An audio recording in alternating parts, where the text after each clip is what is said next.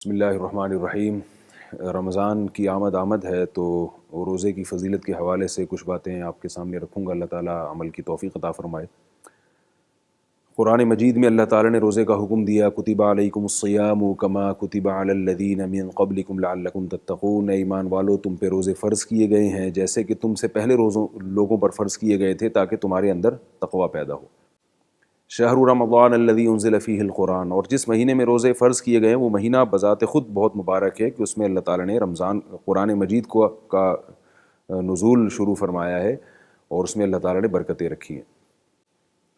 تو اسلام کے 5 بنیادی ارکان میں سے ایک رکن ہے رمضان کے روزے، اور جتنے بھی آسمانی مذاہب ہیں ان تمام کے تمام مذاہب میں روزوں کا حکم دیا گیا ہے۔ اس سے معلوم ہوتا ہے کہ یہ ایسی خوبصورت عبادت ہے کہ اللہ تعالیٰ نے کسی بھی امت سے اس عبادت کو ساقط نہیں کیا ہے، یعنی اللہ کو یہ عبادت بہت محبوب ہے کہ ہر امت کو اللہ نے اس عبادت کا حکم دیا ہے۔ نبی صلی اللہ علیہ وسلم نے ارشاد فرمایا، من صام رمضان ایمانا واحتسابا غفر له ما تقدم من ذنبه، جس نے بھی رمضان کے روزے رکھے ایمان کے ساتھ اور اللہ سے ثواب کی امید کرتے ہوئے، اللہ تعالیٰ اس کے پچھلے گناہوں کو معاف فرما دیتے ہیں۔ ہم دنیا میں دیکھتے ہیں کہ جب بھی کسی کو کسی سے محبت ہوتی ہے تو یہ دنیا کا اصول ہے کہ وہ محبت قربانی کے بغیر قبول نہیں ہوتی، یعنی اس کا دعویٰ تسلیم نہیں کیا جاتا۔ آپ کو کسی سے محبت ہے تو آپ اپنی محبت کو ثابت کرنے کے لیے کچھ کرتے ہیں جس سے پتہ چلتا ہے کہ بھئی مجھے واقعی آپ سے محبت ہے۔ آپ اگر کہیں مجھے والدین سے محبت ہے تو آپ والدین کی خدمت کرتے ہیں، ان پہ پیسہ خرچ کرتے ہیں۔ تو مختلف انواع کی قربانیاں دینی پڑتی ہیں، پھر ہم یہ ثابت کرتے ہیں۔ میاں بیوی کو اگر آپس میں محبت ہے تو ایک دوسرے سے پوچھتے ہیں، بھئی تمہیں محبت ہے تو تم نے میرے لیے کیا کیا؟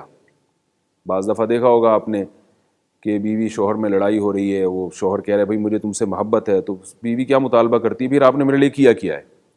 بعض دفعہ شوہر یہ تانا بیوی کو دیتا ہے، تمہیں مجھ سے محبت ہے، تم نے میرے لیے کیا کیا ہے؟ اولاد والدین کو تانا دیتی ہے، والدین اولاد کو تانا دیتے ہیں۔ تو یہ دنیا کا اصول ہے، پوری دنیا میں مسلم ہے کہ جس کو بھی کسی سے محبت ہوگی تو وہ محبت کا دعویٰ صرف دعویٰ برائے دعویٰ، زبانی دعویٰ قبول نہیں ہوتا، اس میں دلیل دینی پڑتی ہے۔ تو اللہ تعالیٰ بھی اپنے بندوں سے محبت کرتے ہیں تو اللہ اپنے بندوں کو نوازتے ہیں، رزق دیتے ہیں اور بہت احسانات کرتے ہیں۔ وَإِن تَعُدُّوا نِعْمَتَ اللَّهِ لَا تُحْصُوهَا، فرمایا کہ اللہ کی نعمتوں کو لکھنے بیٹھو تو شمار نہیں کر سکتے۔ تو اللہ نے تو اپنے بندوں سے محبت کے دعوے کی دلیل بھی دی ہے، اس کائنات کو بنایا اور انسان کے لیے مسخر کیا۔ لیکن بندے جو اللہ سے محبت کریں، ہم نے جب کلمہ پڑھا ہے نا لا الہ الا اللہ، تو اس میں ہم نے اللہ سے اقرار کیا ہے کہ اللہ ہم آپ سے محبت کرتے ہیں، کیونکہ جو معبود ہے، جو خدا ہے، ظاہر ہے وہ اسی لیے ہے کہ اس سے محبت کی جائے، اس کو سب سے برتر مانا جائے۔ تو اللہ ہم سے ہماری محبت کا امتحان لیتے ہیں، اور امتحان لینے کے لیے اللہ نے ہمیں مختلف انواع کی عبادتیں دی ہیں، اور ہر عبادت کی ایک الگ حکمت ہے، اس کی ایک الگ مصلحت ہے، اس کی الگ فضیلت ہے۔ نماز ایک الگ نوعیت کی عبادت ہے، اس میں آپ جھکتے ہیں، اس میں آپ سر رکھتے ہیں اس زمین پر، آپ کا کبر ختم ہوتا ہے، آپ سبحان ربی الاعلیٰ کی صدائیں لگاتے ہیں کہ پاک ہے میرا رب جو سب سے اعلیٰ اور برتر ہے، یعنی آپ کی ناک اور آپ کا سر زمین پہ ٹکا ہوتا ہے اور آپ اللہ کی کبریائی بیان کر رہے ہوتے ہیں۔ یہ عبادت کے ایک اسٹائل ہے، ایک انداز ہے، یہ عشق اور محبت کو ظاہر کرنے کا ایک انداز ہے۔ اسی طرح حج ایک انداز ہے، آپ جاتے ہیں سفر کر کے، اتنا لمبا، کچھ بھی نہیں ہے وہاں، بیابان زمین ہے، کوئی گھاس پھوس نہیں ہے، گرمی ہے شدید، اور آپ ایک ایسے گھر کا طواف کر کے آتے ہیں جو نہ سونے کا بنا ہوا، نہ چاندی کا بنا ہوا، نہ اس میں انٹرٹینمنٹ کا کوئی ذریعہ ہے، بس آپ ایک چھوٹے سے گھر ہے اس کو جا کے گول گول 7 چکر لگاتے ہیں، صفا مروہ کی سعی کرتے ہیں، جانور کو ذبح کرتے ہیں۔ کیوں؟ اس لیے کہ آپ کو اللہ سے محبت ہے، اللہ نے کہا تو آپ دیوانوں کی طرح جاتے ہیں اور دیوانوں کی طرح اس کے گھر کا طواف کرتے ہیں۔ تو یہ ایک نوعیت کی عبادت ہے۔ اسی طرح بھوکا پیاسا رہنا، محبوب کی خاطر کھانا اور پینا چھوڑ دینا، یہ بھی ایک نوعیت کی عبادت ہے، یہ بھی ایک نوعیت کی قربانی ہے، اور اس کا اپنا مزہ ہوتا ہے۔ آپ نے دیکھا ہوگا بچہ اپنے مطالبات منوانے کے لیے کھانا پینا چھوڑ دیتا ہے۔ لوگ اپنے مطالبات منوانے کے لیے، بھوک ہڑتال تو مشہور ہے، لوگ کھانا پینا چھوڑ دیتے ہیں حکومت سے مطالبات کروانے کے لیے۔ اسی طرح محبت کے اظہار میں لوگ کھانا پینا چھوڑ دیتے ہیں۔ تو اللہ تعالیٰ بھی کہتے ہیں کہ تم میری محبت میں یہ ظاہر کرنے کے لیے کہ تمہیں مجھ سے محبت ہے، ایک مہینہ ایسا آئے گا جس میں تم نے کھانا پینا چھوڑ دینا ہے، کیونکہ انسان کو جو چیز دنیا میں سب سے زیادہ محبوب ہے وہ خوراک ہے۔ ہر چیز پہ انسان کمپرومائز کر سکتا ہے، لیکن خوراک کے معاملے میں انسان بہت حساس ہے. انسان کیا، دنیا کی کوئی بھی مخلوق سب کچھ چھوڑ سکتی ہے، کھانا پینا نہیں چھوڑ سکتی. تو یہ ایک ایسی خواہش ہے جو ہماری باڈی کا حصہ ہے. تو اللہ تعالیٰ رمضان کے مہینے میں ہم سے ہماری اس خواہش کو یعنی مطالبہ کرتے ہیں کہ تم اپنی اس خواہش کو میری خاطر قربان کر دو. ایک دن نہیں، 2 دن نہیں، 29 یا 30 دن لگاتار. یہ بہت بڑی قربانی ہے.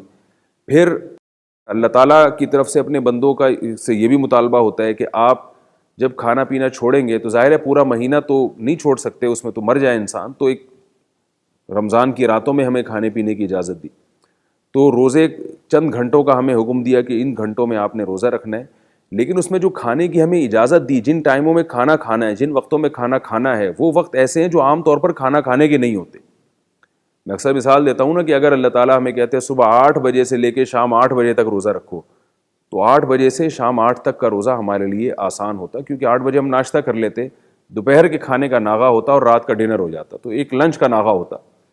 لیکن اللہ نے کیا کہا، صبح جب کھانا کھاؤ گے تو سحری کا وقت، یعنی صبح صادق سے پہلے.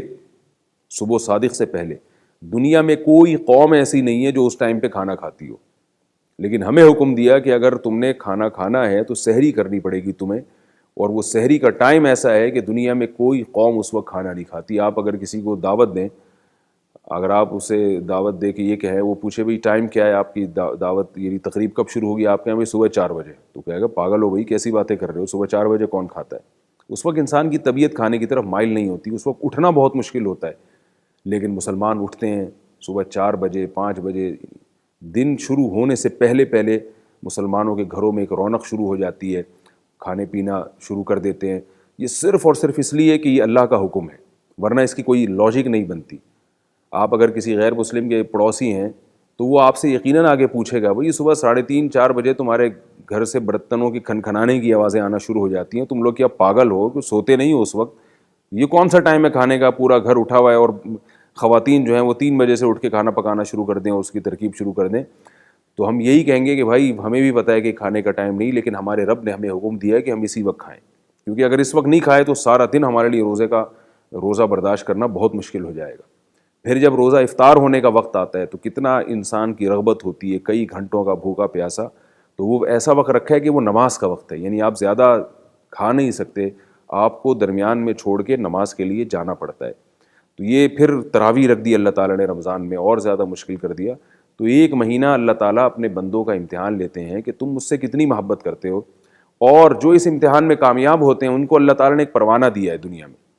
وہ کیا ہے کہ کتب علیکم الصیام کما کتب علی الذین من قبلکم لعلکم تتقون، تم میں تقویٰ پیدا ہو جائے گا. بتایا کہ اگر تم ایک مہینہ اپنے نفس پہ کنٹرول کر کے رمضان کے روزے رکھو اور رات کی عبادت کر لو تو تمہارے اندر تقویٰ عربی میں کہتے ہیں بچنے کو، یعنی گناہوں سے بچنے کی صلاحیت پیدا ہو جائے گی. اس لیے کہ کھانا پینا جو محبوب ترین چیز تھی، جب تم نے وہ چھوڑ دی تو جو اس سے کم درجے کی چیزیں ہیں وہ چھوڑنا تمہارے لیے آسان ہو جائے گا. بد نظری اس سے کم درجے کی چیز ہے، وہ چھوڑنا تمہارے لیے آسان. سود اس سے کم درجے کی چیز ہے، وہ چھوڑنا تمہارے لیے آسان. دیکھیں سود سے بچنے والے دنیا میں بہت ہیں، نظر کی حفاظت کرنے والے دنیا میں بہت ہیں، ماں باپ کی فرم برداری کرنے والے دنیا میں بہت ہیں، لیکن کھانا چھوڑنے والے دنیا میں بہت کم ہیں، بلکہ کوئی بھی نہیں ہے. کھانا کوئی بھی نہیں چھوڑ سکتا. تو اس لیے اللہ تعالیٰ نے ہمیں کھانے پر حکم دیا کہ اس پہ اپنا کنٹرول کرو. آپ گزر رہے ہیں، آپ شاور لے رہے ہیں، شدید پیاس میں وہ پانی آپ کے اوپر سے گزرتا ہے، مگر آپ ایک قطرہ بھی منہ کے اندر لے کے نہیں جاتے، حلق نہیں اتارتے. آپ کلی کرتے ہیں ٹھنڈے پانی سے، مگر کوئی دیکھنے والا نہیں ہے. آپ جب چاہیں آرام سے اس پانی کو اپنے حلق کے نیچے اتار سکتے ہیں، مگر صرف اللہ کے خوف سے آپ وہ پانی حلق کے نیچے نہیں کرتے، باہر پھینک دیتے ہیں. جبکہ آپ کو پیاس لگ رہی ہے، شام کے وقت آپ دسترخوان پہ بیٹھے ہیں، لیکن آپ بار بار گھڑی کو دیکھ رہے ہیں، آپ کو بھوک بھی لگ رہی ہے، آپ کو پیاس بھی لگ رہی ہے، مگر آپ گھڑی دیکھتے ہیں کہ ابھی افطاری کا ٹائم نہیں ہوا. تو یہ جو آپ نے اپنے نفس کو بریک لگائی ہوئی ہے، یہ بریکیں جب آپ پورا مہینہ یہ مجاہدہ کرتے ہیں تو آپ کی یہ بریک شو جو ہے نا آپ کے مضبوط ہو جاتے ہیں، اور یہ بریکیں پھر آپ کی دوسری جگہ بھی مضبوط ہوتی ہیں. آپ اور گناہوں میں بھی، رشوت لیتے ہوئے بھی آپ 100 دفعہ سوچو گے، آپ سود کھاتے ہوئے بھی 100 دفعہ سوچو گے، آپ کسی پہ ظلم کرتے ہوئے 100 دفعہ سوچیں گے. رہا یہ مسئلہ کہ ہم لوگ سوچتے کیوں نہیں ہیں. ہمارے ہاں تو رمضان پورا گزر جاتا ہے پھر بھی رشوت خور ہی رہتا ہے. اور سود خور ہی رہتا ہے، والدین کی نافرمانی کرنے والا اسی طرح نافرمانی کرتا ہے. اس کی وجہ یہ ہے کہ ہم رمضان کو رمضان کی طرح یا تو گزارتے نہیں ہیں، یعنی روزے نہیں رکھتے، تراویح کا اہتمام نہیں کرتے، یا جو لوگ رمضان کو رمضان کی طرح گزارتے ہیں وہ رمضان کا مقصد سامنے نہیں رکھتے، یعنی وہ یہ نہیں سوچتے کہ ہم سے یہ مجاہدہ کیوں کروایا جا رہا ہے.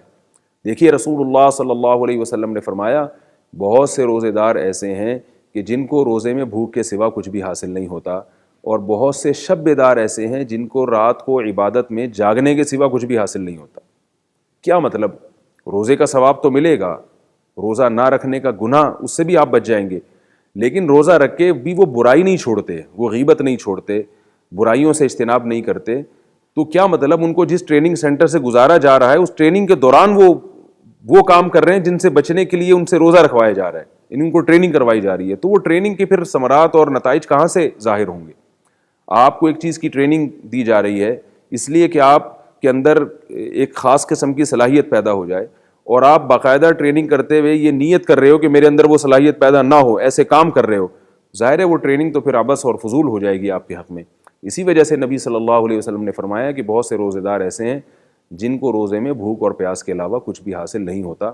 اس سے وہ لوگ مراد ہیں کہ جو روزہ رکھ کے غیبت کرتے ہیں، روزہ رکھ کے رشوت لے رہے ہیں، روزہ رکھ کے سود لیتے ہیں، یعنی روزہ رکھتے ہیں، حلال چیز کو چھوڑ دیا اللہ کی خاطر، کھانا پینا ایک حلال تھا اس کو اللہ کی خاطر چھوڑ دیا، مگر حرام جو پہلے سے حرام ہے، پورا سال حرام ہے، اس کو اللہ کی خاطر نہیں چھوڑ رہے، تو ظاہر ہے یہ بڑی حماقت اور بیوقوفی کی بات ہے. تو ایسے لوگوں کو پھر رمضان کے روزے سے فائدہ نہیں ہوتا. ورنہ رمضان کی یہ فضیلت ہے کہ اگر آپ اس کو صحیح طرح سے گزاریں اور یہ دل میں نیت کریں کہ میں اس لیے روزے رکھ رہا ہوں، اس لیے تراویح کا اہتمام کر رہا ہوں کہ میرے اندر سے گناہ چھوٹ جائے، میں معاشرے میں ایک نیک شریف انسان بن جاؤں، تو اللہ تعالیٰ کا وعدہ ہے کہ لعلکم تتقون، تمہارے اندر تقویٰ پیدا ہو جائے گا. اور ہم نے دیکھا ہے کہ جتنے بھی توبہ کرنے والے لوگ ہیں، جتنے بھی نوجوان ہیں جن نے توبہ کی ہے، ان میں اکثریت وہ ہے جو رمضان میں توبہ کرتی ہے. تو رمضان کو اگر صحیح طرح سے گزارا جائے تو اللہ تعالیٰ رمضان میں توبہ کی توفیق عطا فرما دیتے ہیں. اور نبی صلی اللہ علیہ وسلم نے فرمایا کہ جنت میں ایک دروازہ ہے جس کا نام ہے ریان، یہ صرف اللہ نے روزے داروں کے لیے رکھا ہے، کیونکہ ریان کہتے ہیں سیراب کرنے والا. تو یہ چونکہ اللہ کی خاطر بھوک اور پیاس کو برداشت کرتے ہیں تو اللہ نے جنت میں ان کے لیے خصوصی سیرابی کا انتظام کیا ہے. اسلاف کے واقعات ہیں، وہ روزہ رکھ کے اپنے آپ کو بھوکا پیاسا رکھتے تھے اور اس پر کتنی یعنی ان کو سرور محسوس ہوتا تھا. غالباً جابر رضی اللہ تعالیٰ عنہ ہیں، ایک صحابی ہیں، ان کی جب موت کا وقت آیا تو وہ رونے لگے. کسی نے پوچھا کہ آپ کیوں رو رہے ہیں؟ فرمایا کہ موت کے ڈر سے نہیں رو رہا، میں گرمیوں میں روزہ رکھا کرتا تھا اور اللہ کی خاطر، اپنے محبوب کی خاطر بھوک اور پیاس کو جو برداشت کرتا تھا وہ مزہ اب ختم ہونے والا ہے، کیونکہ موت کے بعد تو اللہ کی نعمتیں ہیں، جنت ہے اور ان عبادتوں کا ثواب ہے، لیکن وہ جو عبادت کی لذت تھی، بھوک اور پیاس کو برداشت کرنے کی لذت اللہ کی خاطر، وہ لذت اب کہاں سے ملے گی؟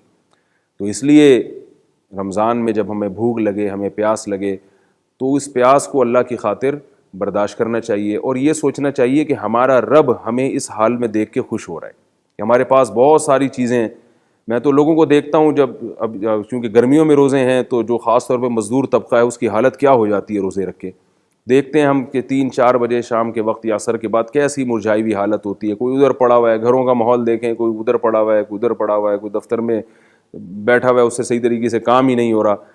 تو ممکن ہے کہنے والے یہ کہیں کہ یہ وقت کو ضائع کر رہے ہیں، لیکن اللہ تعالیٰ کو یہی ادا پسند آتی ہے کہ بھئی ان کی جو ہے نا انرجی ختم ہو چکی ہے، کام کرنے کے لیے جو ان کو انرجی چاہیے وہ انرجی موجود نہیں ہے، لہذا بیچارے سست پڑے ہوئے ہیں، کوئی ادھر پڑا ہے کوئی ادھر پڑا ہے، لیکن اللہ کا خوف اتنا ہے کہ وہ کچھ کھا نہیں رہے ہیں. تو یہی ادا ہے جو اللہ ہماری دیکھنا چاہتے ہیں کہ تم ذرا میری خاطر یہ بھوک اور پیاس کو برداشت کر لو اور میری خاطر یہ مجاہدہ برداشت کر لو. تو یہ دیوانہ پن ہے. دیوانہ پن اگر ظاہر کرنا ہے، یہ ثابت کرنا ہے کہ میں اللہ کا دیوانہ ہوں، تو پھر یہ مجاہدہ برداشت کرنا پڑے گا.